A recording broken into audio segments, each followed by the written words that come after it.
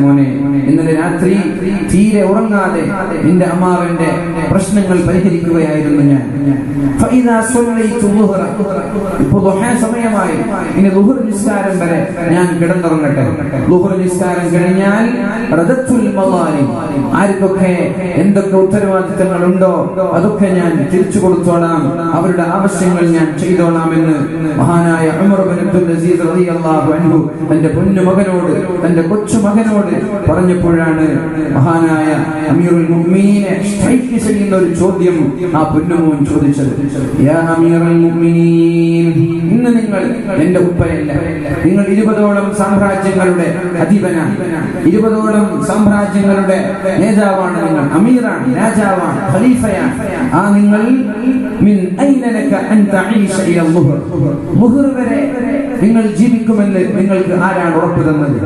ഇപ്പൊ ദുഹാ സമയമാണ്, നിങ്ങൾ പറഞ്ഞത് ളുഹർ വരെ ഞാൻ കിടന്നുറങ്ങി, ഇനി ളുഹർ വരെ നിങ്ങൾ നിസ്കരിക്കുമെന്ന്, നിങ്ങൾ ജീവിച്ചിരിക്കുമെന്ന് നിങ്ങൾക്ക് ആരാണ് ഉറപ്പ് തന്നത്? അതിനു മുമ്പ് നിങ്ങൾ മരിച്ചു പോയാലോ എന്ന ഒരു ചോദ്യം ആ കൊച്ചുമോൻ ഉപ്പയോട് ചോദിക്കുകയാണ്. അടുത്ത് ഒരു ഒരാഴ്ച മുമ്പ് എൻ്റെ ഒരു സുഹൃത്തിന്റെ ഫ്ലാറ്റിലേക്ക് മംഗലാപുരത്ത് ഞാൻ പോയിരുന്നു. അവിടെ ആ ഫ്ലാറ്റിൽ ഒരു സൈക്കിൾ ഉണ്ട്, നമ്മുടെ BMW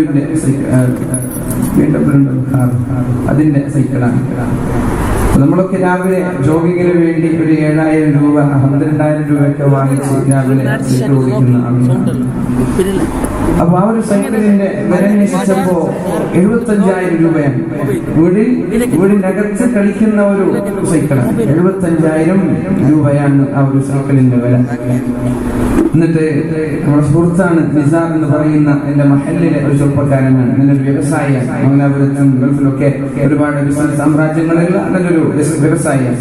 അപ്പോ ആ സഹോദരനോട് പറഞ്ഞു, ഞാനിത് വാങ്ങിച്ചു കൊടുക്കാൻ ഒരു കാരണമുണ്ടായിരുന്നു. ഞാൻ എന്റെ വണ്ടി BMW അത് സർവീസിന് വേണ്ടി ഷോറൂമിൽ പോയതാണ്. അപ്പൊ അവിടെ ഒരു സൈക്കിൾ ഉണ്ടായി, ഈ സൈക്കിൾ അവിടെ ഉണ്ടായ സൈക്കിളാണ്. അപ്പൊ എന്റെ മകൻ എന്നോട് പറഞ്ഞു, ഒപ്പ ആ സൈക്കിൾ എനിക്ക് വേണമെന്ന്. ഞാൻ പറഞ്ഞു, ആ സൈക്കിളോ?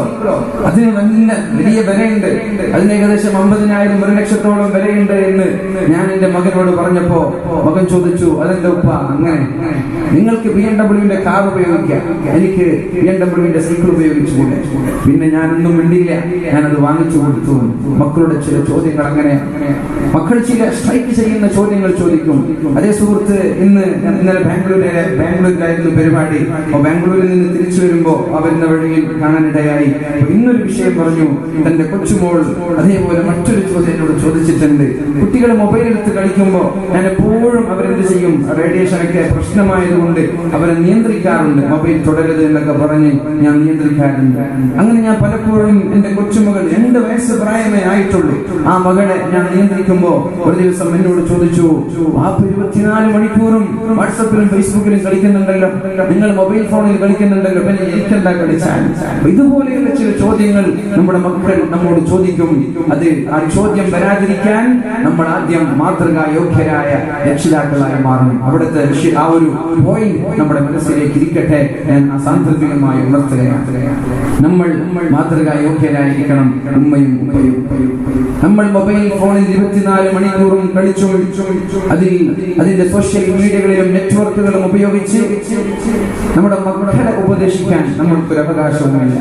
ഉമ്മമാർ 24 മണിക്കൂർ മൊബൈലിലാണ്, അത് മക്കൾ ഉപയോഗിക്കുമ്പോൾ പ്രശ്നം. 24 hours ടിവിയുടെ മുമ്പിലാണ്, മക്കൾ സിനിമ കാണുമ്പോൾ പ്രശ്നമാണ്. ഉമ്മമാർ കൃത്യമായി നിസ്കരിക്കാറില്ല, മക്കൾ നിസ്കരിച്ചില്ലെങ്കിൽ പ്രശ്നമാണ്. ഇത് ആദ്യം മനസ്സിലാക്കണം. എന്താണോ നമ്മൾ ചെയ്യുന്നത് അതാണ് നമ്മുടെ മക്കൾ ചെയ്യുക.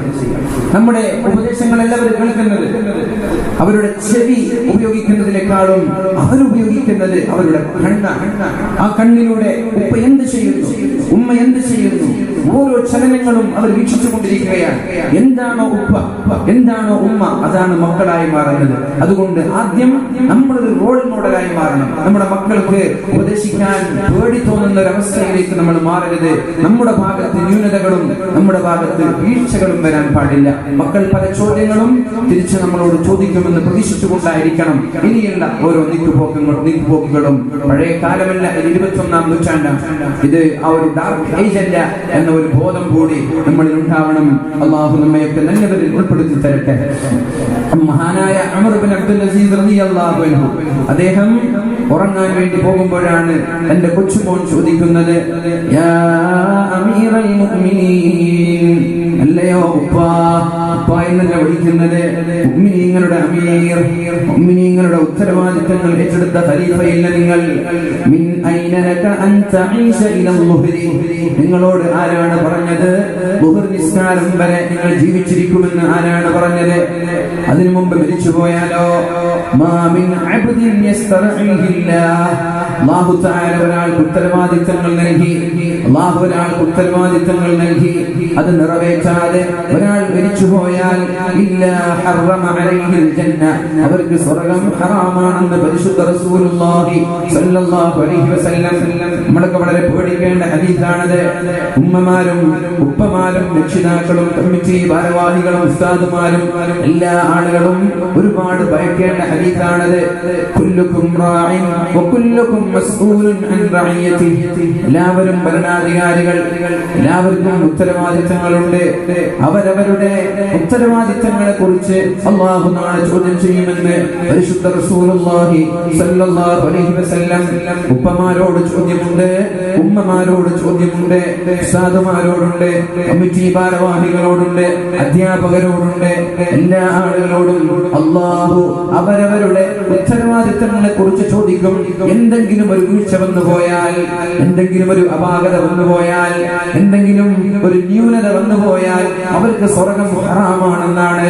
അതുകൊണ്ട് ഉത്തരവാദിത്തങ്ങൾ ചോദിച്ചു വാങ്ങുന്നവർ, സെക്രട്ടറി സ്ഥാനങ്ങൾ, പ്രസിഡന്റ് സ്ഥാനങ്ങൾ, കമ്മിറ്റിയിൽ ഒരു അംഗമാവാൻ വേണ്ടി മത്സരിക്കുന്ന ആളുകൾ, വല്ല ന്യൂനതയും നമ്മളിൽ നിന്ന് വന്നു പോയാൽ നാളെ നമ്മുടെ അമൽ കൊണ്ട് രക്ഷപ്പെടാൻ സാധിക്കുമെന്ന് വിചാരിക്കേണ്ട. അല്ലാഹു നമ്മളെ രക്ഷപ്പെടുത്തുമാറാവട്ടെ. ഉത്തരവാദിത്ത ബോധമുള്ള ആളുകൾ, ഉത്തരവാദിത്തങ്ങളുള്ള ആളുകൾ ഈ ഒരു ഹദീസ് എന്നും ഓർത്തു വെക്കണമെന്ന് ഞാൻ സാന്ദർഭികമായി ഉണർത്തുകയാണ്. മകൻ ചോദിച്ചപ്പോ ഉപ്പ് പേടിപ്പിച്ചില്ല. നീ ആരാണെന്ന് ചോദിക്കാൻ? നമ്മളങ്ങനെയല്ല പറയാം. ചെറിയ കുട്ടികളോട് എന്തെങ്കിലും വല്ലതും ചോദിക്കുമ്പോ അവരെ അടക്കി ഭരിക്കാനാണ് നമ്മുടെ താല്പര്യം.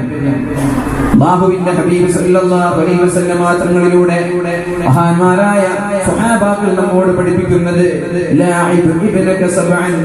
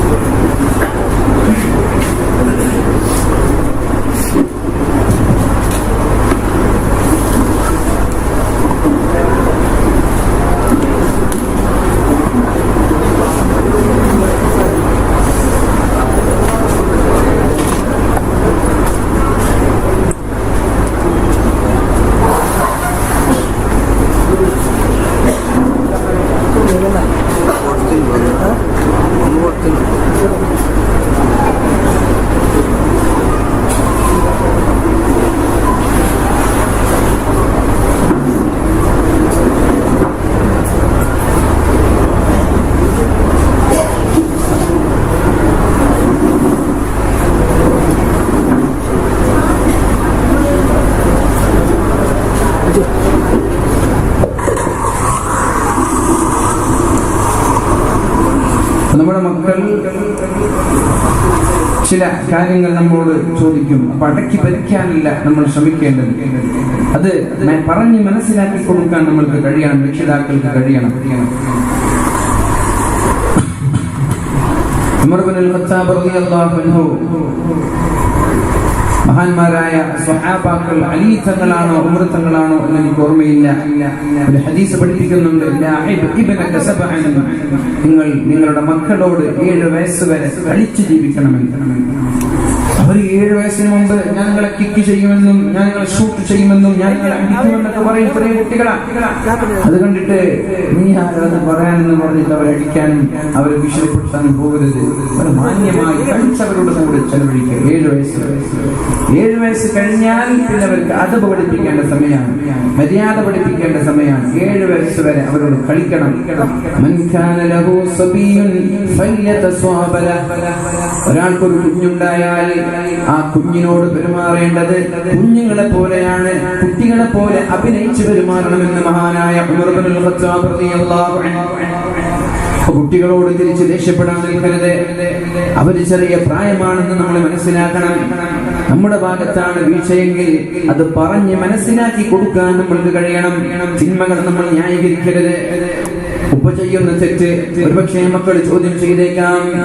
ഉപ്പ എന്റെ പള്ളിയിൽ പോവാത്തതെന്ന് ചോദിച്ചേക്കാം. ഉമ്മ എന്റെ നിസ്കരിക്കാത്തത് എന്ന് ചോദിച്ചേക്കാം. ആ സമയങ്ങളിൽ ഇല്ലാത്ത നുണകൾ പറഞ്ഞ് മക്കളെ പറ്റിക്കരുത്.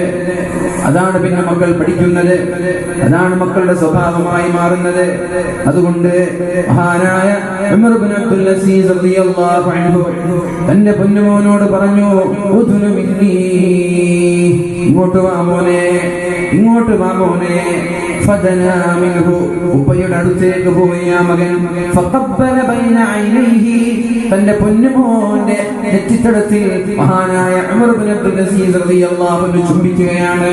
എന്നിട്ട് പറഞ്ഞു, അൽഹംദുലില്ലാഹ്, അല്ലാഹുവേ നിനക്കാണ് സർവസ്തുതിയും, അല്ലാഹുവേ നിനക്കാണ് സർവസ്തുതിയും. അഖ്റജ മിൻ ളഹിരി, അല്ലാഹുവേ എനിക്കൊരു കുഞ്ഞിനെ തന്നുവല്ലോ റബ്ബേ.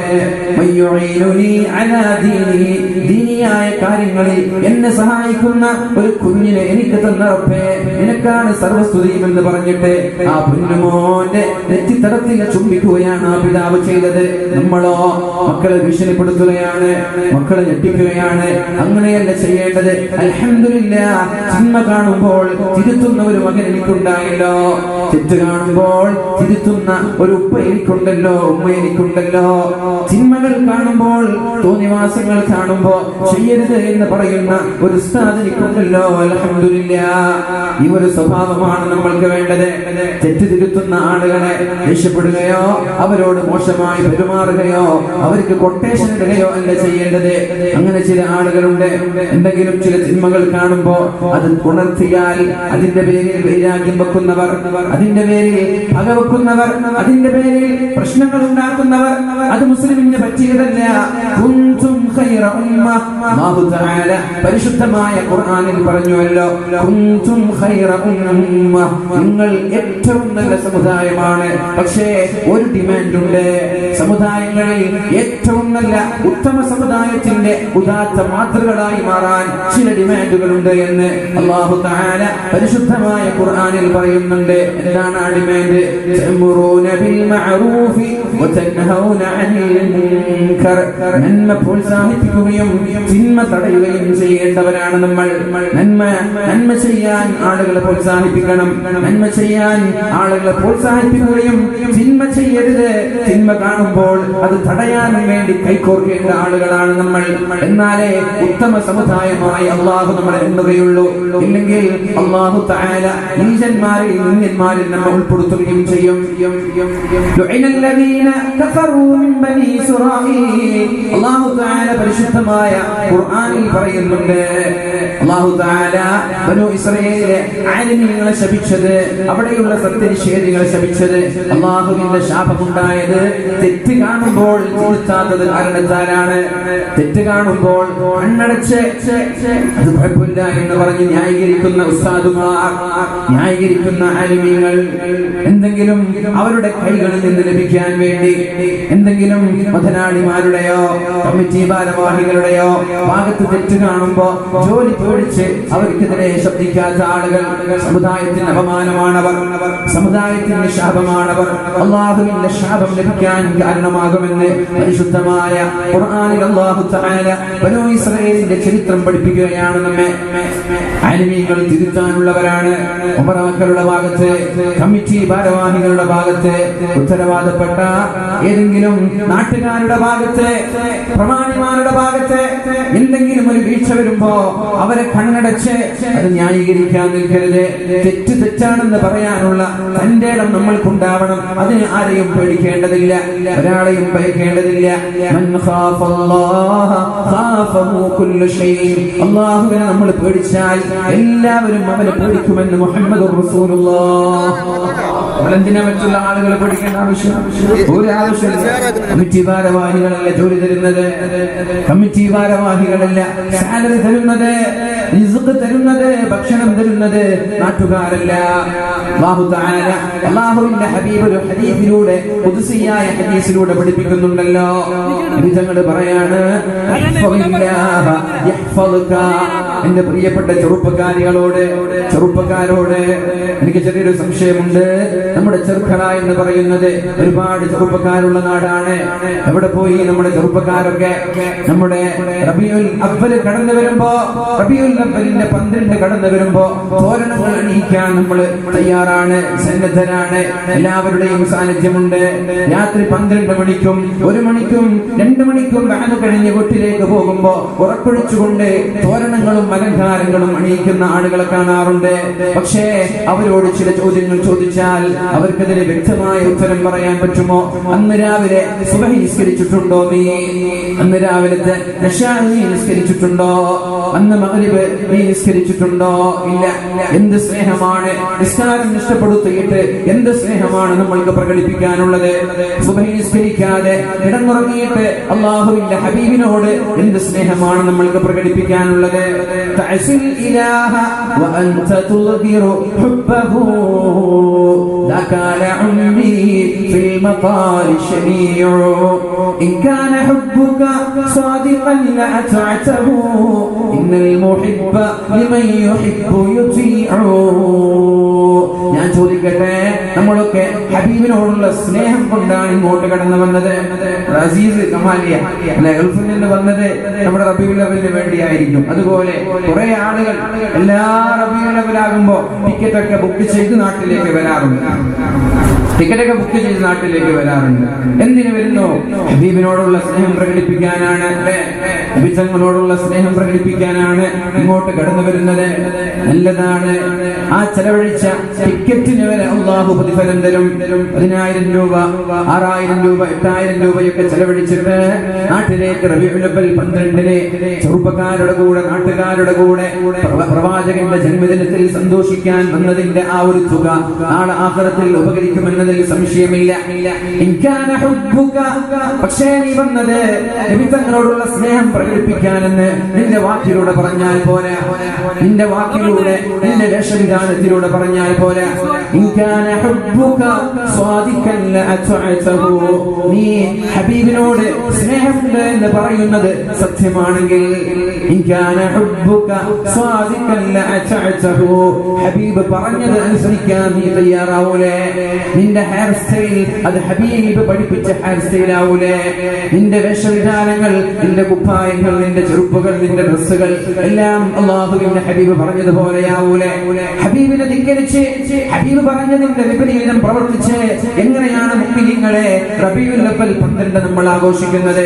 എന്ത് സ്നേഹമാണ് അതിലൂടെ നമ്മൾ പ്രകടിപ്പിക്കുന്നത്? ഹബീബിന്റെ കോപമല്ലേ നമ്മൾ അതിലൂടെ സമ്പാദിക്കുന്നത്? റബീഉൽ അവ്വൽ 12 ആണെന്ന് പറഞ്ഞ് കള്ളും കുടിച്ച് കഞ്ചാവടിച്ച് രാത്രി ഉറങ്ങാതെ തോരണങ്ങൾ അർപ്പിച്ച് രാവിലെ പുത്തനുടുപ്പുകൾ ധരിച്ച് വലിയ വലിയ വാഹനങ്ങൾ ഗൾഫിൽ നിന്നൊക്കെ ഇറക്കി അതിന്റെ നമ്പർ പ്ലേറ്റുകളൊക്കെ മാറ്റി അറബിയിലുള്ള നമ്പർ പ്ലേറ്റുകൾ ഉണ്ടാക്കി അതിന്റെ സൈലൻസറുകൾ മാറ്റി അതിലൂടെ പരിസ്ഥിതിയെ മലിനീകരിക്കുന്ന രീതിയിൽ, പരിസ്ഥിതിയെ മലിനമാക്കുന്ന രീതിയിൽ നമ്മൾ പുകകൾ വിസർജിച്ച് ശബ്ദമുണ്ടാക്കി നാട്ടുകാരെ വിഷമിപ്പിച്ച് അന്യമതസ്ഥരായ ആളുകളെ അവർക്ക് നമ്മോട് വെറുപ്പുണ്ടാക്കി എന്ത് സ്നേഹമാണ് നമ്മൾക്ക് പ്രകടിപ്പിക്കാനുള്ളത്?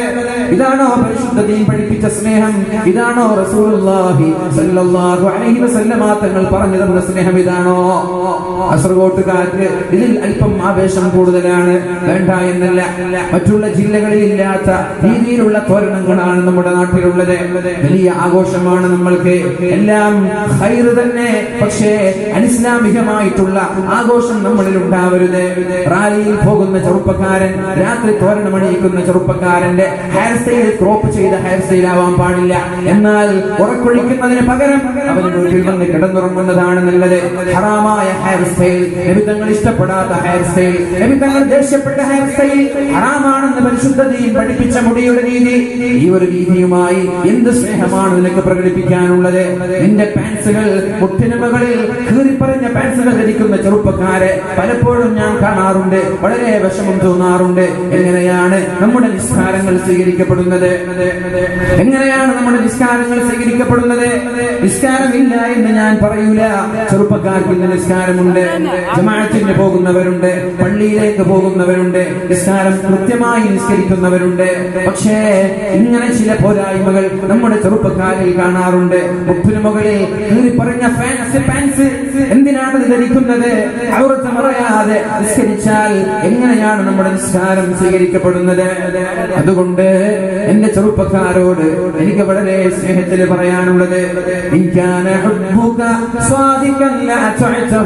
നിന്റെ സ്നേഹം സത്യമാണെങ്കിൽ, ആത്മാർത്ഥമായി നിന്റെ ഹബീബിനെ സ്നേഹിക്കുന്നുണ്ടെങ്കിൽ, ഹബീബ് പറഞ്ഞതുപോലെ അനുസരിക്കാൻ നീ തയ്യാറാവൂലേ?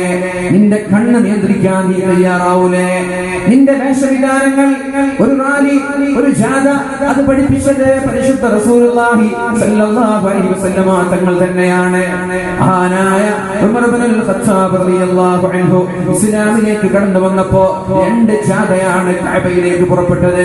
രണ്ട് റാലി, നമ്മുടെ നബിദിന റാലികൾ പോലെ രണ്ട് റാലിയാണ് അല്ലാഹുവിന്റെ ഹബീബ് സജ്ജീകരിച്ചത്. ആദ്യത്തെ റാലിയിൽ മഹാനായ ഉമർ തങ്ങളാണ് മുമ്പിലുള്ളത്. രണ്ടാമത്തെ റാലിയിൽ മഹാനായ ഹംസത്തുൽ ഖറാർ, ഇസ്ലാമിക ചരിത്രത്തിലെ വീരശൂര പരാക്രമികളായ അസിയരായ നേതാക്കന്മാരാണ് മഹാനായ ഉമർ തങ്ങളും ഹംസത്തുൽ ഖറാറും. രണ്ടുപേരെയും മുന്നിൽ നിർത്തി ശത്രുക്കളെ ഒന്ന് വിരട്ടാൻ വേണ്ടി, ഇനി ഞങ്ങളോട് കളിക്കരുത്, ഞങ്ങളുടെ കൂടെ ഹംസയുണ്ട്, ഞങ്ങളുടെ കൂടെ ഉമറുണ്ട്, ഞങ്ങളോട് കളിക്കരുത്, ഞങ്ങളെ പീഡിപ്പിക്കാൻ വരരുത്, ഞങ്ങളെ ദ്രോഹിക്കാൻ വരരുത് എന്ന ഡിമാൻഡിൽ ആ ഒരു നിർദ്ദേശം മനസ്സിൽ കരുതിക്കൊണ്ട് അല്ലാഹുവിന്റെ ഹബീബ് തുടങ്ങി വെച്ച റാലിയാണ്. ആ ഒരു ആവേശമാണ് നമ്മൾ നബിദിനത്തിൽ തുടങ്ങുന്നത്, നബിദിനത്തിൽ ചെയ്യുന്നത്. പക്ഷേ അനിസ്ലാമികമായ ഒന്നും നമ്മുടെ റാലിയിൽ ഉണ്ടാവാൻ പാടില്ല. നിന്ന് വെള്ളം കുടിക്കരുത്, മാരകമായ രോഗങ്ങൾക്ക് കാരണമാകുമെന്ന് പഠിപ്പിച്ച പരിശുദ്ധ റസൂലുള്ളാഹി സ്വല്ലല്ലാഹു അലൈഹി വസല്ലം നിന്ന് വെള്ളം കുടിക്കാൻ പാടില്ല, നിന്ന് ഭക്ഷണം കഴിക്കാൻ പാടില്ല, മാരകമായ രോഗങ്ങൾക്ക് കാരണമാകുമെന്ന് വളരെ വ്യക്തമായ ഹദീസുകളിൽ കാണാം. ആ നമ്മളാണ് നബിദിനത്തിൽ റാലിയായി വരിവരിയായി അണിയണിയായി പോകുന്ന ആളുകൾക്ക് നിന്നിട്ട് വെള്ളം കുടിക്കാൻ നൽകുന്നത്. എങ്ങനെയാണ് ഇതിനെ ന്യായീകരിക്കാൻ പറ്റുക? പച്ചയ്ക്ക് ഹബീബിനെ എതിർക്കലല്ലേ അത്? പച്ചയ്ക്ക്, വളരെ പച്ചയ്ക്ക് അല്ലാഹുവിന്റെ ഹബീബിനോടുള്ള ധിക്കാരമല്ലേ അത്? നിന്ന് വെള്ളം കുടിക്കരുതെന്നല്ലേ അല്ലാഹുവിന്റെ ഹബീബ് പഠിപ്പിച്ചത്? ഇരിക്കാനുള്ള സംവിധാനങ്ങൾ ഉണ്ടാക്കി കൊടുക്കണ്ടേ? അതേപോലെ ഭക്ഷണത്തിന്റെ അവസ്ഥയും അത് തന്നെയാണ്. ഇനി ഞാൻ ചോദിക്കട്ടെ എന്റെ ചെറുപ്പക്കാരോട്, നബിദിനത്തിൽ ഒരുപാട് നമ്മുടെ വാഹനങ്ങൾ അലങ്കരിക്കുന്ന ചെറുപ്പക്കാരുണ്ട്. കുഴപ്പമില്ല, നിങ്ങൾ ചെയ്തോളൂ, ഹബീബിനോടുള്ള സന്തോഷത്തിന്റെ ഭാഗമായിട്ടാണെങ്കിൽ ചെയ്തോളൂ. പക്ഷേ ആ വാഹനം കൊണ്ട് ഒരു യാത്രക്കാരനും ദ്രോഹം ഉണ്ടാവാൻ പാടില്ല. നിന്റെ വഴിയിലൂടെ നീ ഹോണടിച്ച് നിന്റെ പുക വിസർജിച്ചിട്ട് ശബ്ദമുണ്ടാക്കി പോകുമ്പോ ഒരു മുസ്ലിമിനോ ഒരു അമുസ്ലിമിനോ അതുമൂലം ഒരു പ്രശ്നം ഉണ്ടാവാൻ പാടില്ല. ആളുകളെ ദ്രോഹിക്കുന്ന രീതിയിൽ, പരിസ്ഥിതിയെ മലിനീകരിക്കുന്ന രീതിയിൽ നീ നിന്റെ വാഹനം ക്രമീകരിച്ചാൽ അത് അല്ലാഹുവിന്റെ പൊരുത്തമുള്ള റാലിയല്ല. നീ തൽക്കാലം ആ റാലി നിർത്തിവെച്ച് നിന്റെ വീട്ടിൽ ഇരിക്കലാണ് നിനക്ക് നല്ലത്. അല്ലാഹുവിന്റെ ഹബീബിനെ പ്രീതിപ്പെടുത്താൻ അത് കാരണമാവൂല. ഹബീബിന്റെ കോപം, ഹബീബിന്റെ ശാപം അതുവഴി ഏറ്റുവാങ്ങുമെന്നതിൽ സംശയമില്ല. വഴിയിലൂടെ പോകുന്ന ആളുകൾക്ക് ദ്രോഹം ചെയ്യുന്ന രീതിയിലല്ല നമ്മൾ റാലിയും നബിദിന റാലിയും ഉണ്ടാക്കേണ്ടത്. റസൂലുള്ളാഹി സ്വല്ലല്ലാഹു അലൈഹി വസല്ലം തങ്ങൾ പറഞ്ഞത്, വഴിയിലൊരു കല്ല് കണ്ടാൽ, വഴിയിലൊരു മുള്ള് കണ്ടാൽ അതിനെ നീക്കണമെന്നല്ലേ പഠിപ്പിച്ചത്? അത് ഈമാനിന്റെ ഭാഗമെന്നല്ലേ പഠിപ്പിച്ചത്? മഹാന്മാരായ സഹാബാക്കൾ റോഡിന്റെ സൈഡിൽ ഇരിക്കുമായിരുന്നു, വഴിയരികിൽ ഇരിക്കുമായിരുന്നു. നമ്മുടെ ചെറുപ്പക്കാര് ബസ് സ്റ്റാൻഡിൽ ഇരിക്കുന്നത് പോലെ, ചില കട്ടകളിൽ ഇരിക്കുന്നത് പോലെ, ഇലക്ട്രിക് പോസ്റ്റുകൾ അതിനെ കുറുകെ വെച്ച് അതിന്റെ മുകളിൽ ഇരുന്ന് ചെറുപ്പക്കാർ സറ പറയുന്നത് പോലെ മഹാന്മാരായ സഹാബാക്കൾ വഴിയുടെ അരികിൽ ഇരിക്കുമായിരുന്നു. റസൂലുള്ളാഹി സ്വല്ലല്ലാഹു അലൈഹി വസല്ലം പറഞ്ഞു, നിങ്ങൾ വഴിയിൽ ഇരിക്കാൻ പാടില്ല, വഴിയിൽ ഇരിക്കാൻ പാടില്ല, നിങ്ങൾ വഴിയിൽ ഇരിക്കാൻ പാടില്ല. അപ്പോഴാണ് മഹാന്മാരായ സഹാബാക്കൾ ഇയ്യാകും വൽ ജുലൂസ അലൽ തുറുഖാത്ത്, വഴികളിൽ നിങ്ങൾ ഇരിക്കല്ലേ എന്ന് പരിശുദ്ധ റസൂലുള്ളാഹ്. അപ്പോഴാണ് സഹാബാക്കൾ പറഞ്ഞത്, മാലനാ മുദ്ദുൻ, നബിയേ ഞങ്ങൾക്ക് ഇത് ഒഴിവാക്കാൻ പറ്റൂല നബിയേ, ഞങ്ങൾക്ക് ഇത് അത്യാവശ്യമാണ് നബിയേ, ഇത് ഒഴിവാക്കാൻ ഞങ്ങൾക്ക് പറ്റൂല നബിയേ. അപ്പോഴാണ് അല്ലാഹുവിന്റെ ഹബീബ് പറഞ്ഞത്, ഇന്നമാ ഹിയ മജാലിസുനാ നതഹദ്ദഫു ഫീഹാ, നബിയേ ഇവിടെ ഇരുന്നിട്ട് ഞങ്ങൾ കുശലാന്വേഷണങ്ങൾ നടത്താറുണ്ട്, ഇവിടെ ഇരുന്നിട്ട് ഞങ്ങൾ കഥ പറയാറുണ്ട്, ഇവിടെ ഇരുന്നിട്ട് ഞങ്ങൾ തമാശ പങ്കിടാറുണ്ട് നബിയേ, ഇത് ഒഴിവാക്കാൻ നബിയേ അങ്ങ് പറയരുത്, അങ്ങ് ഞങ്ങളെ ഇത് ഒഴിവാക്കാൻ നിർബന്ധിക്കരുത് നബിയേ. അപ്പോഴാണ് റസൂലുള്ളാഹി തങ്ങൾ പറഞ്ഞത്, ഫഇദാ അബൈതും ഇല്ലൽ മജാലിസ, നിങ്ങൾക്ക് ഇരിക്കണമെന്ന് നിർബന്ധമാണെങ്കിൽ, ഞാൻ ചോദിക്കട്ടെ, നമ്മൾ ഒരാളെ നിർബന്ധിച്ചൊരു കാര്യം ചെയ്യിപ്പിക്കുമ്പോ ഹബീബിന്റെ ഈ ഹദീസാണ് നമ്മുടെ മനസ്സിൽ ഓർമ്മ വരേണ്ടത്. നബി തങ്ങൾ ഇരിക്കരുതെന്ന് പറഞ്ഞപ്പോ മഹാന്മാരായ സഹാബാക്കൾ ചോദിച്ചു, നബിയെ ഞങ്ങൾ ഇരുന്നോട്ടെ, ഞങ്ങൾക്ക് അവിടെ ഇരുന്ന് സ്വറ പറയാൻ നല്ല രസമാണെന്ന്. അപ്പൊ നബി തങ്ങൾ ഒരിക്കലും ഇരിക്കാൻ പാടില്ല, ഞാൻ പറഞ്ഞതിനെ ധിക്കരിക്കാൻ നിങ്ങൾ ആരാ? അതല്ല നമ്മൾ ചോദിക്കേണ്ടത്. അങ്ങനെ നിങ്ങൾ ഇരിക്കുകയാണെങ്കിൽ അല്ലാഹുവിന്റെ ഹബീബ് പറയാണ്, അങ്ങനെ നിങ്ങൾ ഇരിക്കുകയാണെങ്കിൽ ആ വഴിക്ക് ചില അവകാശങ്ങളുണ്ട്, ആ റോഡിന് ചില അവകാശങ്ങളുണ്ട്, ആ അവകാശങ്ങൾ ചെയ്തു കൊടുക്കാൻ പറ്റുമെങ്കിൽ മാത്രമേ വഴിയിൽ ഇരിക്കാൻ പാടുള്ളൂ എന്ന് സ്വഹാബാക്കൾ ചോദിച്ചു. വമാ ഹഖ്ഖു ത്വരീഖി യാ റസൂലല്ലാഹ്, അല്ലാഹുവിന്റെ ഹബീബേ എന്താണ് വഴിയുടെ അവകാശം? വഴികൾക്ക് എന്ത് അവകാശമാണുള്ളത്? വഴികൾക്ക് എന്ത് ബാധ്യതയാണ് നബിയെ ഉള്ളത് എന്ന് അല്ലാഹുവിന്റെ ഹബീബിനോട് ചോദിച്ചപ്പോ നബി തങ്ങൾ പറഞ്ഞ മറുപടി, ചെറുപ്പക്കാരാ ജീവിതത്തിൽ പകർത്തണേ. വഴിയിലിരിക്കാൻ വേണ്ടി പോകുന്നവർ, റോഡ് സൈഡിലേക്ക് പോകുന്നവർ ഏതൊക്കെ സമയത്ത് ഏതൊക്കെ സാഹചര്യത്തിലാണ് നമ്മൾ ബസ് സ്റ്റാൻഡുകളിൽ ഇരിക്കുന്നതെന്ന് ഞാൻ പറയാതെ തന്നെ നിങ്ങൾക്കറിയാമല്ലോ. എന്തിനാണ് പോകുന്നതെന്നും ഞാൻ പറയാതെ തന്നെ നിങ്ങൾക്കറിയാമല്ലോ. ആരൊക്കെയാണ് പോകുന്നതെന്നും ഞാൻ പറയാതെ തന്നെ നിങ്ങൾക്കറിയാമല്ലോ. ഞാൻ ചോദിക്കട്ടെ, അല്ലാഹുവിന്റെ ഹബീബ് സ്വഹാബാക്കളോട് പറയുകയാണ്, വഴിയിൽ നിങ്ങൾ ഇരിക്കുകയാണെങ്കിൽ നിങ്ങളുടെ കണ്ണ് നിയന്ത്രിക്കാൻ നിങ്ങൾക്ക് കഴിയണം. അവിടെ പോകുന്ന എല്ലാ പെണ്ണുങ്ങളെയും നിങ്ങൾ സെൻസർ ചെയ്യരുത്. അവിടെ പോകുന്ന പെണ്ണുങ്ങളുടെ വായ നോക്കാൻ വേണ്ടി നിങ്ങൾ ഇരിക്കരുത്.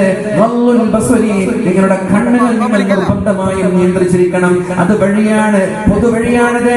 അതിലൂടെ പലരും കടന്നു പോകും. സ്കൂളിലെ വിദ്യാർത്ഥിനികൾ, പല ആളുകൾ ടെക്സ്റ്റൈൽസിലേക്ക് പോകുന്നവർ, എന്തെങ്കിലും കച്ചവടം ചെയ്യാൻ വല്ലതും വാങ്ങാൻ വേണ്ടി പോകുന്ന ആളുകൾ, ആണുങ്ങൾ ഉണ്ടാകും, പെണ്ണുങ്ങൾ ഉണ്ടാകും. അവരെ നോക്കാൻ പാടില്ല. നിങ്ങളുടെ കണ്ണ് നിങ്ങൾ നിയന്ത്രിക്കേണ്ടതുണ്ട്. അവിടെ ഇരുന്നിട്ട് പോകുന്ന വഴി പോകൽ നിങ്ങൾ ബുദ്ധിമുട്ടിക്കരുത്, കമന്റ് അടിക്കരുത്, നമ്പറുകൾ കൈമാറരുത്, അവരെ നിങ്ങൾ ശല്യം ചെയ്യരുത്, പൂവാനന്മാരായി നിങ്ങൾ മാറരുത്.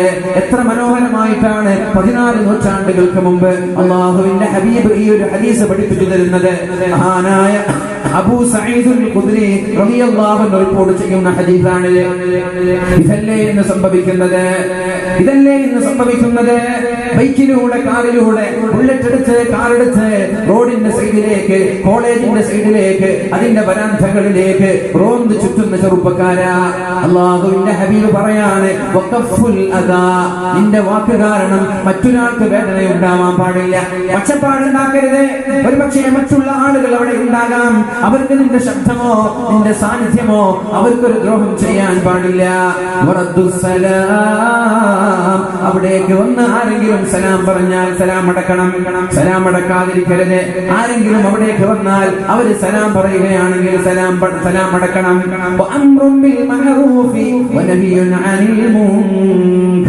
നിങ്ങൾ നന്മ കൽപ്പിക്കുകയും തിന്മ തടയുകയും ചെയ്യണം. അവിടെ ഇരിക്കുകയാണ്, വല്ല തെറ്റും കാണുമ്പോ ചെയ്യരുത്, അത് തെറ്റാണ്, അത് പാപമാണ്, അത് മഹാപാതകമാണെന്ന് പറയാനുള്ള ചങ്കൂറ്റം നിങ്ങൾക്കുണ്ടാവണം. തെറ്റ് കാണുമ്പോൾ നിരുത്സാഹപ്പെടുത്താൻ നിങ്ങൾക്ക് കഴിയണം. നന്മ പ്രോത്സാഹിപ്പിക്കുകയും വേണം. വഴിയിലിരുന്നിട്ട് ബസ് സ്റ്റാൻഡിലിരുന്നിട്ട് ഇല്ലാത്ത വ്യഭിചാരങ്ങളുടെ കഥകൾ പറയരുത് ചെറുപ്പക്കാരാ. സിനിമയുടെ കഥകൾ പറയരുത്. സിനിമക്ക് പോയത്, തിയേറ്ററുകളിൽ കയറിയത്, പ്രണയിച്ചത്, ചാറ്റ് ചെയ്തത്, ചീറ്റ് ചെയ്തത്, ഈ കഥകൾ ബസ് സ്റ്റാൻഡിൽ ഇരുന്നിട്ട് പരസ്പരം ഷെയർ ചെയ്യരുത്. അല്ലാഹുവിന് ഇഷ്ടമുള്ള വിഷയമല്ലായത്. ഇന്നല്ലാഹ ലാ യുഹിബ്ബുൽ ജഹറ ബിസ്സൂ. തിന്മകളെ പരസ്യമാക്കുന്നത് അല്ലാഹുവിന് ഇഷ്ടമല്ല. തെറ്റ് ചെയ്യുന്നതേ ഇഷ്ടമല്ല. അങ്ങനല്ലേ തെറ്റ് ചെയ്യുന്നത് മറ്റൊരാളോട് പറഞ്ഞു കൊടുക്കുക. ഇന്നത്തെ ഒരു പൊതു ശൈലിയാണ്, ചെറുപ്പക്കാരുടെ ഒരു വികാരമാണ്. ഒരു തെറ്റ് ചെയ്ത് അത് വളരെ വിഷമമുണ്ട്. ഒരു കാര്യം പറയും, കഴിഞ്ഞ നിവേദനത്തിനാണെന്ന് തോന്നുന്നുണ്ട്, നമ്മുടെ കേരളക്കരയിൽ ഏറ്റവും കൂടുതൽ ചർച്ച ചെയ്യപ്പെട്ട ഒരു സ്ത്രീയുടെ കൂടെ നമ്മുടെ ചെറുപ്പക്കാർ സെൽഫി എടുത്ത്, എന്നിട്ട് സെൽഫി എടുത്തത് തെറ്റാണ്. അവരും അവരുടെ റബ്ബുമായി ഇടപെടുന്ന വിഷയമാണ്. പക്ഷേ അത് സോഷ്യൽ മീഡിയകളിൽ അപ്ലോഡ് ചെയ്യപ്പെടലോടുകൂടി അള്ളാഹുവിന്റെ കോപത്തിന്റെ ഇരയായി, അള്ളാഹുവിന്റെ ദേഷ്യത്തിന്റെ ഇരയായി മാറി. ഒരു തെറ്റ് ചെയ്തു, വ്യഭിചാരമാണ്, ഒരു തെറ്റ് ചെയ്തു, അത് സോഷ്യൽ മീഡിയകളിലൂടെ പൊതുജനങ്ങളിലേക്ക് എത്തിച്ചു കൊടുത്തു. വ്യഭിചാരം അല്ലാഹു മാപ്പ് നൽകാത്ത ദോഷം. അല്ലാഹു തആല മഹാന്മാരായ സ്വഹാബാക്കളോട് പറയുന്നുണ്ട്, എല്ലാ പാപങ്ങളും അല്ലാഹു പുറത്തു കൊടുക്കും. കുല്ലു ഉമ്മത്തി മുആഫാ, എന്റെ സമുദായത്തിന് ഞാൻ മാപ്പ് കൊടുക്കും, എല്ലാവർക്കും മാപ്പ് കൊടുക്കും. അറബിക്കടലിലെ തിരമാലകൾ കണക്ക് തെറ്റ് ചെയ്താലും ആത്മാർത്ഥമായി അല്ലാഹുവിന്റെ സമീപത്തേക്ക് തൗബ ചെയ്തു വന്നാൽ മർഹബൻ ബിസ്സായിബീൻ, നിന്റെ തൗബ സ്വീകരിച്ച് അല്ലാഹു നിനക്ക് മാപ്പ് നൽകാൻ തയ്യാറാണ്. ഭൂമി നിറയെ തിന്മകളുടെ കൂമ്പാരങ്ങളുമായി അല്ലാഹുവിന്റെ ഹബീബ് റബ്ബിനെ നീ സമീപിച്ചാൽ ആകാശം നിറയെ പാപമോചനവുമായി അഫുവുമായി മാപ്പുമായി അല്ലാഹു നിന്നിലേക്ക് കടന്നു വരും. പക്ഷേ ചില പാപങ്ങൾക്ക് അല്ലാഹു മാപ്പ് തരൂല. ഏതാണ് ആ പാപങ്ങൾ? ഏതാണ് ആ കുറ്റങ്ങൾ? കുല്ലു ഉമ്മത്തി മുആഫാ, എന്റെ സമുദായത്തിലെ എല്ലാ ആളുകൾക്കും ഞാൻ മാപ്പ് നൽകുമ്പോ ചില ആളുകൾക്ക് ഞാൻ മാപ്പ് നൽകൂല എന്ന് പരിശുദ്ധ റസൂലുള്ളാഹ്. ഏതാണ് ആ വിഭാഗം? ഇല്ലൽ മുജാഹിദീൻ, ഇല്ലൽ മുജാഹിദീൻ, തിന്മകൾ പരസ്യമാക്കുന്ന ആളുകൾ. ഒരു തെറ്റ് ചെയ്താൽ അത് സാമൂഹിക മാധ്യമങ്ങളിൽ പ്രചരിപ്പിക്കുന്ന ആളുകൾ. പണ്ടത്തെ പോലെയല്ലല്ലോ, പഴയ പോലെയല്ലല്ലോ ഇന്നത്തെ അവസ്ഥ. ഒരു കാര്യം മറ്റൊരാളോട് പറഞ്ഞാൽ മാക്സിമം ഒരു 100 ആളുകളിലേക്ക് എത്തിയേക്കാം. പക്ഷേ സോഷ്യൽ മീഡിയകളിൽ പ്രചരിക്കപ്പെടലോടുകൂടെ അത് ലോകത്തിന്റെ മുഖമൂലകളിലേക്ക് എത്തുകയാണ്. നീ ഡിലീറ്റ് ചെയ്താലും നിനക്കത് മായ്ച്ചു കളയാൻ പറ്റൂല. നീ അത് എത്ര ഡിലീറ്റ് ചെയ്യാൻ ശ്രമിച്ചാലും നിന്റെ കൈകളിൽ നിന്ന് വിട്ടുപോയാൽ പിന്നെ പോയത് തന്നെയാണ്. ഓരോ ആളുകൾ ആ ഒരു ഹറാമ് കാണുമ്പോ അതിന്റെ ഓരോഹരി നിന്റെ വീട്ടിലേക്കാണ് വരുന്നത്. ഓരോ ആളുകൾ ആ ഒരു തിന്മ കാണുമ്പോ, പെണ്ണിന്റെ ഫോട്ടോയാണ് നീ അപ്ലോഡ് ചെയ്തതെങ്കിൽ പെണ്ണിനെ കാണാൻ ഹറാമാണെന്ന് ഞാൻ പറയാതെ നിങ്ങൾക്ക് മനസ്സിലാക്കുമല്ലോ. ആ ഒരു ഹറാം എത്ര ആളുകളാണോ കാണുന്നത്, എത്ര ആളുകളാണോ അത് ലൈക്ക് ചെയ്യുന്നത്, എത്ര ആളുകളാണോ ഷെയർ ചെയ്യുന്നത്, ഓരോ ഷെയറുകളും 5000 കണക്കിന് ആളുകളിലേക്കാണ് എത്തിക്കുന്നത്. നീ ഒരു ഹറാമായ വീഡിയോ വാട്സപ്പിലൂടെയോ ഫേസ്ബുക്കിലൂടെയോ അപ്ലോഡ് ചെയ്താൽ നീ അപ്ലോഡ് ചെയ്യലോടുകൂടി നിന്റെ കയ്യിൽ നിന്ന് നിയന്ത്രണം നഷ്ടപ്പെട്ടിരിക്കുകയാണ്. പിന്നെ അത് കാലാകാലം ഏതുവരെ? ഖിയാമത്ത് നാൾ വരെ നിന്റെ ഖബറിലേക്ക് അനിയന്ത്രിതമായി നിനക്ക് നിയന്ത്രിക്കാൻ കഴിയാതെ നിന്റെ ഖബറിലേക്ക് നിരന്തരമായി വരുന്ന തിന്മയായി ആ വീഡിയോകളും ആ മെസ്സേജുകളും മാറുകയാണ്. നീ ഓർത്തിട്ടുണ്ടോ ഈ അത്ഭുതത്തെ കുറിച്ച്? നീ ഓർത്തിട്ടുണ്ടോ ഈ അപകടത്തെ കുറിച്ച്? ഒന്നും അറിയാതെ കാര്യങ്ങളിൽ ഇടപെടരുത് ചെറുപ്പക്കാരാ, ചെറുപ്പക്കാരികളെ. നിനക്കറിയാത്തത് നീ ചെയ്യരുത്, അറിയാത്ത വിഷയങ്ങളിൽ ഏർപ്പെടരുത്. പഠിക്കേണ്ടവരിൽ നിന്ന് പഠിക്കാൻ നീ ശ്രമിക്കണം. ഇത് തമാശയല്ല, ഇത് കളിയല്ല, ഇത് ദീനിന്റെ കാര്യമാണ്, ആഖിറത്തിന്റെ കാര്യമാണിത്. ഒരു ഹറാമായ ഒരു വീഡിയോ, അത് എന്തുമാവട്ടെ, ഞാൻ സിനിമയാവട്ടെ, അല്ലെങ്കിൽ വ്യഭിചാരത്തിന്റെ വീഡിയോകളാവട്ടെ, അല്ലെങ്കിൽ ഒരു ഹറാമായ ഫോട്ടോ, കാണാൻ പാടില്ലാത്ത, പ്രചരിപ്പിക്കാൻ പാടില്ലാത്ത ഒരു ഫോട്ടോ. എന്താണ് തെറ്റ് എന്ന് ഞാൻ പറയേണ്ട ആവശ്യമില്ലല്ലോ. എന്താണ് തെറ്റ് എന്ന് പറഞ്ഞാൽ, തെറ്റ് അതിന്റെ ഡെഫിനിഷൻ എന്താ തെറ്റെന്ന് പറഞ്ഞാൽ ചോദിക്കാൻ നിൽക്കേണ്ടത് തെറ്റാണോ ഇത് തെറ്റാണോ ചോദിക്കാൻ നിൽക്കേണ്ട. തെറ്റ് നിങ്ങൾക്ക് ഡീഫോൾട്ട് സെറ്റിംഗിൽ നിങ്ങൾക്ക് തന്നെ അറിയാം ഇത് തെറ്റ്. ആരും പറഞ്ഞു തരണ്ട. നിങ്ങൾ ചെയ്യുന്ന ഒരു പ്രവൃത്തി തെറ്റാണോ ശരിയാണോ എന്ന് നിങ്ങൾക്ക് തന്നെ തീരുമാനിക്കാൻ പറ്റും. എങ്ങനെ അല്ലാഹുവിന്റെ ഹബീബ് ഡെഫിനിഷൻ നൽകുന്നുണ്ട്, പര്യായം നൽകുന്നുണ്ട്. എന്താണ് പര്യായം? അൽ ഇസ്മു, തെറ്റെന്ന് പറയുന്നത് മാ ഹാക ഫീ സദ്രിക, അത് ചെയ്താൽ നിന്റെ ഹൃദയത്തിൽ ഒരു ചൊറിച്ചിലുണ്ടാകും, ഒരു അസ്വസ്ഥതയുണ്ടാകും. വന്നുപോയല്ലോ, ചെയ്തു പോയല്ലോ.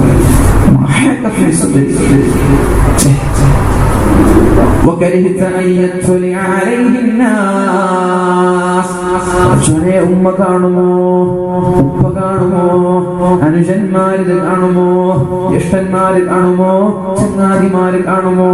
അതുകൊണ്ടല്ലേ പല മൊബൈൽ ഫോണുകളും ലോക്ക് ചെയ്യപ്പെടുന്നത്, പല വാട്സ്ആപ്പ് ചാറ്റിങ്ങുകളും ലോക്ക് ചെയ്യപ്പെടുന്നത്, പല ഗാലറികളും ലോക്ക് ചെയ്യപ്പെടുന്നത്.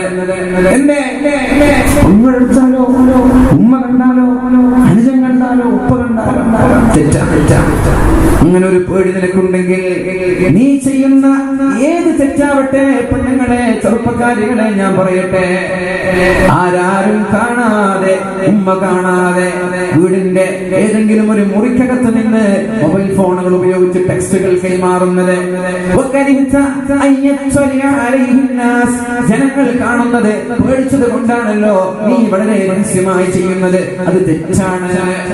ജനങ്ങൾ കാണുന്നതിനെ പേടിക്കുന്നുണ്ടോ? അതെല്ലാം തെറ്റ് തന്നെയാണ്. ചില ആളുകൾ, ഞാൻ പറയട്ടെ, ചില ആളുകൾ നോട്ടീസിൽ പേര് വരാത്തതിന്റെ പേരിൽ, പത്രങ്ങളിൽ ഫോട്ടോ വരാത്തതിന്റെ പേരിൽ ഓഫീസുകളിൽ വിളിച്ച് രക്ഷപ്പെടുന്ന ആളുകളുണ്ട്. അങ്ങനെയുണ്ട് ചില ആളുകൾ. ഇപ്പോ നോട്ടീസൊക്കെ വലിയ പത്രങ്ങളെ പോലെ ഇറക്കേണ്ട കാലമാണ്. ഒരാളെ പേരിട്ടില്ലെങ്കിൽ അയാൾ പരിപാടിയായിട്ട് സഹകരിക്കില്ല. എന്റെ പേരിട്ടില്ല, ഇനി ഞാൻ സഹകരിക്കില്ല. കമ്മിറ്റി മാറിയാ പിന്നെ പള്ളിയായിട്ടൊരു ബന്ധമില്ല. സെക്രട്ടറി ആക്കുമ്പോ സജീവം, സെക്രട്ടറിന്ന് പുറത്താക്കിയാലോ പിന്നെ പള്ളിയായിട്ടൊരു ബന്ധമില്ല. പിന്നെ പള്ളിയിൽ എന്ത് വികസനം നടന്നാലും അതിന്റെ 5 പൈസ കൊടുക്കൂല. അനുഭവമുള്ളത് കൊണ്ട് പറയാം. വലിയൊരു പ്രശ്നം നടന്നപ്പോ കമ്മിറ്റിയിൽ നിന്ന് പുറത്താക്കാൻ പേടി. എന്തേ? പുറത്താക്കിയാൽ പൈസ കിട്ടൂലെന്ന് പേടി. അതല്ല ആത്മാർത്ഥത. അത് പേരിനും പ്രശസ്തിക്കും വേണ്ടി കൊടുത്തിട്ട് പണവും പ്രതാപവുമല്ല, പേരും പ്രശസ്തിയുമല്ല. ഇഖ്ലാസാണ് പ്രധാനം. അല്ലാഹുവിന്റെ തവക്കുലാക്കി, അല്ലാഹുവിനെ ബലമേൽപ്പിച്ച് ഇഖ്ലാസിന്റെ അസ്തിവാരമുട്ട ഒരു വിഷയങ്ങളും ഒരിക്കലും തകരുകയില്ല, ഒരിക്കലും പൂർത്തിയാക്കാൻ കഴിയാതെ പ്രയാസപ്പെടേണ്ടി വരില്ല. അതുകൊണ്ട് പേരിനും പ്രശസ്തിക്കും വേണ്ടി കഴിക്കുന്ന ആളുകൾ, രഹസ്യമായി ഫോൺ ചെയ്യുന്ന ആളുകൾ, ഫോട്ടോകൾ നൽകാൻ വേണ്ടി, പേര് നൽകാൻ വേണ്ടി ഉത്തരദേശം പോലെയുള്ള ചില പത്രങ്ങളുടെ ഓഫീസുകളിൽ വിളിക്കുന്ന ആളുകളുണ്ട്. എന്തോ ഒരു മോശമാണത്.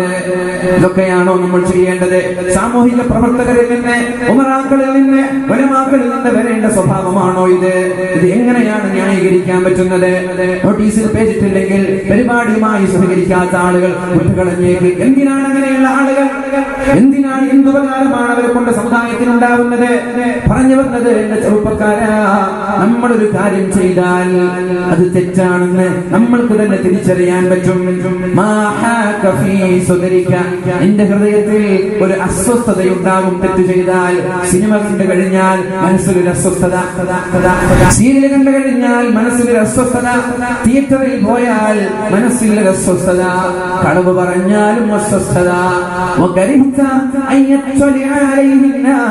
ജനങ്ങൾ കാണുമോ, ഉമ്മ കാണുമോ, ഉപ്പ കാണുമോ എന്ന പേടി നിങ്ങൾക്കുണ്ടെങ്കിൽ അത് തെറ്റാണ്. അതിൽ നിന്ന് മാറി നിൽക്കാൻ നമ്മൾ തയ്യാറാവണം. അല്ലാഹുവിന്റെ ഹബീബ് പറയാണ്, കുല്ലു ഉമ്മത്തി മുആഫാ, എന്റെ സമുദായത്തിലെ എല്ലാ ആളുകൾക്കും ഞാൻ മാപ്പ് നൽകുമ്പോ ചില ആളുകൾക്ക് തീരെ മാപ്പ് നൽകൂല ഞാൻ. അല്ലാഹു പറഞ്ഞത് എന്താ? ഫൽയഅഫു വൽയസ്ഫഹു, അലാ തുഹിബ്ബൂന അൻ യഗ്ഫിറല്ലാഹു ലക്കും. നിങ്ങൾ പരസ്പരം വിട്ടുവീഴ്ച ചെയ്യണം. ഒരു തെറ്റ് ചെയ്താൽ അതിന്റെ പേരിൽ പാർട്ടിയിൽ നിന്ന് പുറത്താക്കണ്ട, സംഘടനയിൽ നിന്ന് പുറത്താക്കണ്ട. ഒരു തെറ്റ് ചെയ്തതിന്റെ പേരിൽ അയാളെ ബഹിഷ്കരിക്കണ്ട. ആർക്കാണ് ഇവിടെ തെറ്റ് വരാത്തത്? ആരുടെ ഭാഗത്താണ് തിന്മകൾ വരാത്തത്? മനുഷ്യൻ റബ്ബല്ലല്ലോ, മനുഷ്യൻ പ്രവാചകനല്ലല്ലോ. അവസാനമായി ഒരു തെറ്റുപോലും ചെയ്യാത്ത ഒരാൾ, അത് മുഹമ്മദുർ റസൂലുള്ളാഹ്. അല്ലാഹുവിന്റെ ഹബീബിന്റെ ശേഷം തെറ്റ് ചെയ്യാത്ത ആളുകൾ ആരാണ് ഇവിടെയുള്ളത്? ഹബീബിന്റെ വഫാത്തിന്റെ ശേഷം തെറ്റ് ചെയ്യാത്ത ആളുകൾ ആരാണ് ഇവിടെയുള്ളത്? അവസാനത്തെ മഅസൂം, തെറ്റിൽ നിന്ന് സംരക്ഷിക്കപ്പെട്ടത് മുഹമ്മദുർ റസൂലുള്ളാഹി സ്വല്ലല്ലാഹു അലൈഹി വസല്ലം തങ്ങളാണ്. വേറെ ഒരാളും തിന്മകളിൽ നിന്ന് സംരക്ഷിക്കപ്പെട്ട ഒരാളുമില്ല. തെറ്റുകൾ വന്നേക്കാം, പറയുന്ന ഉസ്താദുമാർ തെറ്റുകൾ വന്നേക്കാം, പള്ളിയുടെ ഖത്തീബുമാര്, മഹല്ലിന്റെ സെക്രട്ടറി, പ്രസിഡന്റ്, ഉത്തരവാദപ്പെട്ട കമ്മിറ്റി ഭാരവാഹികൾ, സംഘടനയുടെ രാഷ്ട്രീയ പാർട്ടികളുടെ ഓരോ നേതൃസ്ഥാനങ്ങളിലുള്ള ആളുകൾക്ക് വീഴ്ചകൾ വന്നേക്കാം. മാപ്പ് നൽകണം, അവർക്ക് വിട്ടുവീഴ്ച ചെയ്യണം. ചെറിയ ഒരു തെറ്റിന്റെ പേരിൽ പൂർണ്ണമായിട്ടും അയാളെ ബഹിഷ്കരിക്കുക. ആരാണ് പഠിപ്പിച്ചു തന്നത്? അയാളെ പാർട്ടിയിൽ നിന്ന് പുറത്താക്കുക, അയാളെ സംഘടനയിൽ നിന്ന് പുറത്താക്കുക. ആരാണിത് പഠിപ്പിച്ചു തന്നത്? ഇതാണോ ഇസ്ലാമിന്റെ സംസ്കാരം? ഇതാണോ പരിശുദ്ധ ദീൻ പഠിപ്പിച്ചത്? ഇതാണോ ഖുർആൻ പഠിപ്പിച്ചത്? ഞാൻ ചോദിക്കട്ടെ, അല്ലാഹുവിന്റെ ഹബീബിന്റെ പ്രിയപ്പെട്ട പത്നിയായ ആയിഷ ബീവി റളിയല്ലാഹു അൻഹാ തെറ്റ് ചെയ്തിട്ടില്ല, ഒരു ആരോപണം ഉന്നയിച്ചു. ബദറിൽ പങ്കെടുത്ത ഒരു സഹാബിയായ മിസ്തഹ് റളിയല്ലാഹു അൻഹു ആരോപണം ഉന്നയിച്ചതല്ല. മുനാഫിഖീങ്ങൾ വ്യഭിചാര ആരോപണം ഉന്നയിച്ചപ്പോ മനസ്സിൽ അവരുടെ കൂടെ കൂടിപ്പോയി. ആരുടെ കൂടെ? മുനാഫിഖീങ്ങളുടെ കൂടെ കൂടിപ്പോയി. സിദ്ദീഖ് തങ്ങളുടെ ചെലവിലാണ് മഹാനായ മിസ്തഹ് റളിയല്ലാഹു അൻഹു കഴിയുന്നത്. രാവിലത്തെ ഭക്ഷണം, ഉച്ചഭക്ഷണം, രാത്രി ഭക്ഷണം, എല്ലാ ചെലവും സിദ്ദീഖ് തങ്ങളുടെ കൈകളിൽ നിന്നാണ് ലഭിക്കുന്നത്. എന്നിട്ട് സിദ്ദീഖ് തങ്ങളുടെ ചെലവിൽ ജീവിച്ച് സിദ്ദീഖ് തങ്ങളുടെ പ്രിയപ്പെട്ട പുത്രിയായ ആയിഷ റളിയല്ലാഹു അൻഹയെ വ്യഭിചാര ആരോപണം പറഞ്ഞപ്പോ അതിൽ ചെറിയൊരു പങ്കാളിയായി. അവസാനം ആയിഷ ബീവി നിരപരാധിയാണെന്നുള്ള ആയത്തിറങ്ങിയപ്പോ മഹാനായ സിദ്ദീഖ് തങ്ങൾ സത്യം ചെയ്തു, യാ റസൂലല്ലാഹ്, അല്ലാഹുവിന്റെ ഹബീബേ, വല്ലാഹ്, അല്ലാഹുവാണേ സത്യം, ഇനി മിസ്തഹിന് ഞാൻ 5 പൈസ കൊടുക്കൂല, ഇനി ഞാൻ മിസ്തഹിന് ചെലവിന് കൊടുക്കൂല, ഇനി ഞാൻ മിസ്തഹിന് യാതൊരു ശ്രദ്ധയും ഞാൻ മിസ്തഹിനെ ശ്രദ്ധിക്കുകയില്ല എന്ന് മഹാനായ സിദ്ദീഖ് തങ്ങൾ സത്യം ചെയ്തപ്പോ അല്ലാഹു തആല ഒരു ആയത്തിറക്കുകയാണ്. നോക്കണം, ശ്രദ്ധിക്കണം. ഇവിടെ ചെറുപ്പക്കാരികൾ, സഹോദരിമാർ, നാട്ടുകാർ, ഉമറാക്കൾ ശ്രദ്ധിക്കണം. അല്ലാഹു തആല ആയത്തിറക്കുകയാണ്. അല്ലാഹുവിന്റെ ഹബീബിന്റെ പ്രിയപ്പെട്ട പത്നിയായ ആയിഷ, സിദ്ദീഖ് തങ്ങളുടെ പുത്രിയായ ആയിഷ ബീവിക്കെതിരെ വ്യഭിചാര ആരോപണം ഉന്നയിച്ച മിസ്തഹ് റളിയല്ലാഹു അൻഹുവിനെ ഇനി ഞാൻ ചെലവിന് കൊടുക്കൂല എന്ന് പറഞ്ഞപ്പോ അല്ലാഹു തആല പരിശുദ്ധമായ ഖുർആനിൽ ഒരു ആയത്തിറക്കുകയാണ്. വലാ യഅ്തലി ഉൽ ഫദ്ലി മിൻകും വസ്സഅ, നിങ്ങളിൽ നിന്ന് മാന്യന്മാരായ ആളുകൾ സത്യം ചെയ്യരുത്, വാശി പിടിക്കരുത്. എന്താണ് വാശി? അയാൾക്ക് ഞാൻ ചെലവ് കൊടുക്കൂല എന്ന്, അയാളെ ഞാൻ ഇനി തീരെ ശ്രദ്ധിക്കൂല എന്ന് സത്യം ചെയ്യല്ല. ഒന്ന് മാപ്പ് നൽകിക്കൂടെ? വിട്ടുവീഴ്ച ചെയ്തുകൂടെ? മനുഷ്യനല്ലേ, തെറ്റ് വരാമല്ലോ, വീഴ്ചകൾ വരാമല്ലോ. ഒന്ന് മാപ്പ് നൽകി, മാപ്പ് നൽകണം, വിട്ടുവീഴ്ച ചെയ്യണം. അലാ തുഹിബ്ബൂന അൻ യഗ്ഫിറല്ലാഹു ലക്കും, അല്ലാഹു നിങ്ങൾക്ക് പുറത്തു തരാൻ നിങ്ങൾ ഇഷ്ടപ്പെടുന്നില്ലേ? നാളെ ആഖിറത്തിലെത്തിയാൽ നിങ്ങൾക്ക് തോന്നുന്നുണ്ടോ ഒരു തെറ്റും നമ്മൾ ചെയ്തിട്ടില്ല എന്ന്, ഒരു തെറ്റും നമ്മുടെ ഭാഗത്ത് വന്നിട്ടില്ല എന്ന് ഈ പറയുന്ന ആളുകൾക്ക് തോന്നുന്നുണ്ടോ? സംഘടനയിൽ നിന്ന്, പാർട്ടികളിൽ നിന്നൊക്കെ പുറത്താക്കാൻ തന്റേടവും ആർജവവും കാണിക്കുന്ന ആളുകൾക്ക് തോന്നുന്നുണ്ടോ നിങ്ങളുടെ ഭാഗത്തൊരു തെറ്റും വന്നിട്ടില്ല എന്ന്? എന്നിട്ട് നാളെ അല്ലാഹുവിന്റെ കോടതിയിൽ ഒരു തെറ്റുമില്ലാതെയാണ് റബ്ബിനെ സമീപിക്കുന്നതെന്ന് തോന്നുന്നുണ്ടോ? ഇല്ലല്ലോ. ഇനി ആ റബ്ബിന്റെ മുമ്പിൽ പോയി, അല്ലാഹുവിന്റെ മുമ്പിൽ പോയി അല്ലാഹു പറയാണ് ലാ തസൂലു ഖദമ ഇബ്ന ആദം, നിങ്ങളുടെ കാൽപാദങ്ങൾ നിങ്ങൾക്ക് അനക്കാൻ പറ്റൂല. നിങ്ങളുടെ വയസ്സിനെ കുറിച്ച് ചോദിക്കാതെ നിങ്ങളുടെ ആയുസ്സിൽ ചെയ്ത ഓരോ നീക്കുപോക്കുകളും അല്ലാഹുവിന് അറിയണം. നന്മ അറിയണം, തിന്മ അറിയണം, നിങ്ങളുടെ യുവത്വത്തെ അറിയണം. നിങ്ങളുടെ യുവത്വത്തിൽ 15 വയസ്സ് മുതൽ 40 വയസ്സ് വരെ നിങ്ങളുടെ പ്രവർത്തനങ്ങൾ എന്തൊക്കെയായിരുന്നു എന്ന് അല്ലാഹുവിന് അറിയണം. അതറിയാതെ നിങ്ങൾക്ക് അനങ്ങാൻ പറ്റൂല. നിങ്ങൾ സമ്പാദിച്ചതറിയണം, എവിടെ നിന്ന്, ഹറാമിൽ നിന്നാണോ ഹലാലിൽ നിന്നാണോ എന്ന് റബ്ബിനറിയണം. ഹറാമായ ഒരു ദിർഹം നമ്മുടെ പോക്കറ്റിലുണ്ടായാൽ, നമ്മുടെ വരുമാനത്തിലുണ്ടായാൽ, അത് നമ്മുടെ മക്കൾക്ക് നമ്മൾ ഭക്ഷിപ്പിച്ചാൽ ആ മക്കളും നരകത്തിലാണ്, ആ ഭാര്യയും നരകത്തിലാണ്, നിങ്ങളും നരകത്തിലാണ് എന്ന് മുഹമ്മദുർ റസൂലുള്ളാഹ്. കുല്ലു ലഹ്മിൻ നബത മിൻ സുഹ്തിൻ ഫന്നാറു ഔലാ ബിഹി.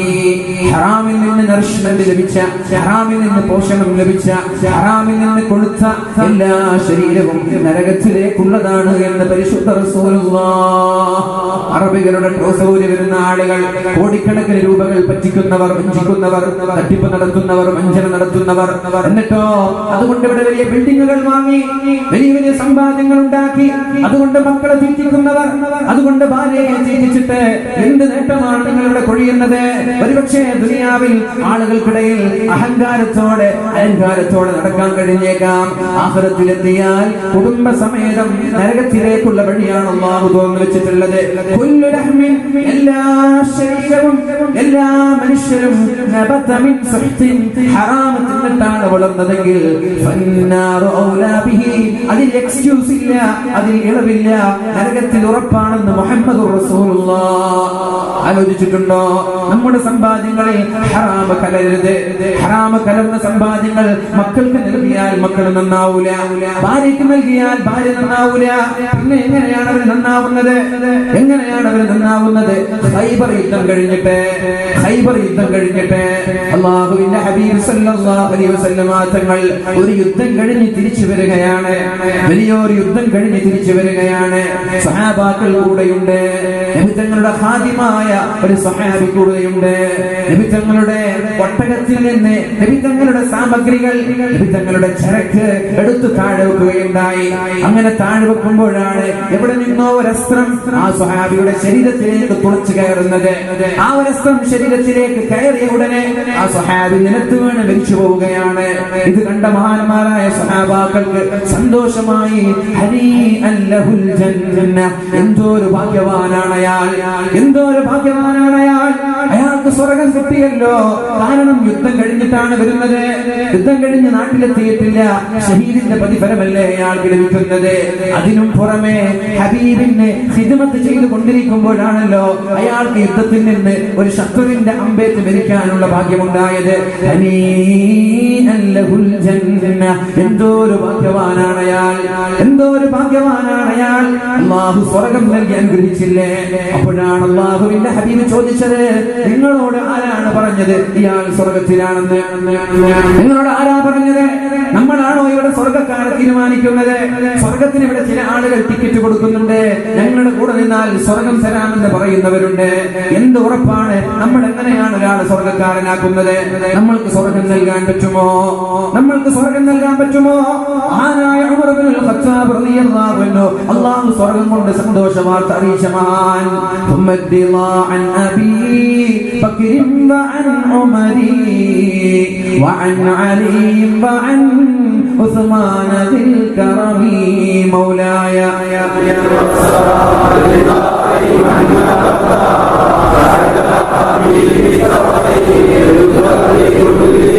سعد سعيد زبير طلحة وأبي عبيدة وابن عوف عاشر الكرم مولاي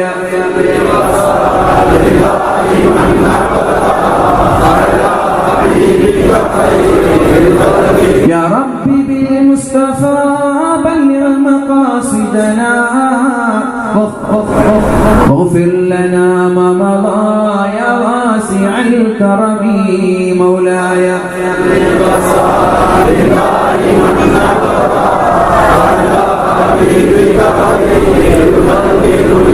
സിദ്ദീഖ് തങ്ങൾ അടുത്തേക്ക് വിളിച്ച് ഉമർ തങ്ങൾ അടുത്തേക്ക് വിളിച്ചിട്ട് സിദ്ദീഖ് തങ്ങളുടെ വലത് കൈ സിദ്ദീഖ് തങ്ങളുടെ ഷോൾഡറിൽ വെച്ച് ഇടത് കൈ മഹാനായ ഉമർ തങ്ങളുടെ ഷോൾഡറിൽ വെച്ചിട്ട് നബി തങ്ങൾ പറഞ്ഞു ഹകദാ യുബഅസു ഇൻഷാ അല്ലാഹ്, ഇതേപോലെയാണ് നാളെ ഞങ്ങൾ പുനർജനിക്കുന്നത്. ഇസ്രാഫീൽ അലൈഹിസ്സലാം രണ്ടാമത്തെ കാഹളത്തിലൂതി നാളെ പുനർജനിക്കുന്നത് ഇതുപോലെയാണ്. സ്വർഗത്തിലേക്ക് പോകുന്നതും ഇതുപോലെ. സ്വർഗം കൊണ്ട് സന്തോഷവാർത്ത അറിയിക്കപ്പെട്ട മഹാനായ ഉമർ തങ്ങൾ ഒരിക്കൽ ചെയ്തത് നമ്മെ വല്ലാതെ അത്ഭുതപ്പെടുത്തും. ഹുദൈഫ റളിയല്ലാഹു അൻഹുവിന്റെ കയ്യിൽ അല്ലാഹുവിന്റെ ഹബീബ് മുനാഫിഖീങ്ങളുടെ ലിസ്റ്റ് കൊടുക്കുകയുണ്ടായി. ആരൊക്കെയാണ് മുനാഫിഖീങ്ങൾ?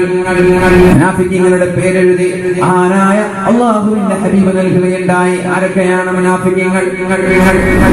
ആ ലിസ്റ്റുമായി ഹുദൈഫ റളിയല്ലാഹു അൻഹു വരികയാണ്. ഉമർ തങ്ങൾ അറിഞ്ഞു ഹുദൈഫയുടെ കയ്യിൽ മുനാഫിഖീങ്ങളുടെ ലിസ്റ്റ് ഉണ്ട് എന്ന്. ഹുദൈഫ എനിക്ക് തരുമോ? ഞാനൊന്ന് നോക്കട്ടെ.